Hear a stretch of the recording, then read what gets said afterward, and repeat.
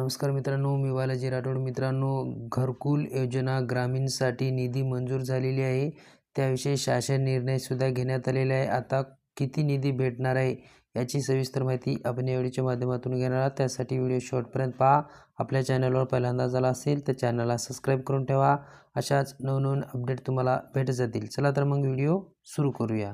आदिवासी घटक कार्यक्रमाअंतर्गत सन 2025-26च्या आर्थिक वर्षात प्रधानमंत्री आवास योजना ग्रामीण टप्पा 2 करिता निधी वितरित करण्याबाबत महाराष्ट्र शासन आदिवासी विकास विभागाअंतर्गत दिनांक 17 फेब्रुवारी 2026ला शासन निर्णय घेण्यात आलेला आहे. तर आता प्रस्तावना पहा. आदिवासी उपाय योजनेअंतर्गत ग्रामीण विकास विभागामार्फत अंमलबजावणी करण्यात येत आलेल्या केंद्र पुरस्कृत प्रधानमंत्री आवास योजना ग्रामीण टप्पा 2 योजनेतील अतिरिक्त राज्य हिस्सा सन 2025-26 आर्थिक वर्षासाठी पुरवणी मागणीद्वारे अर्थसंकल्पित करण्यात आलेला निधी वितरित करण्याबाबत वित्त विभागास संदर्भ क्रमांक 2 येथील नस्तीद्वारे प्रस्ताव सादर करण्यात आला होता.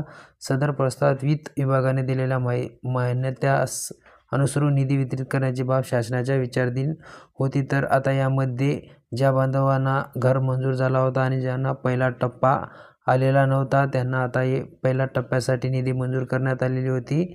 आता 100 कोटीची निधी अर्थसंकल्प निधी मंजूर करण्यात आली आणि वितरित करण्यात येत असलेली तरतुदी 60% आहे. तर पहिला हप्ता मंजूर झालेला आहे. तर हा व्हिडिओ जास्तीत जास्त लाभार्थ्यांना शेअर करा. भेटूया पुढच्या व्हिडिओमध्ये नवीन माहितीसह. तोपर्यंत जय हिंद, जय महाराष्ट्र.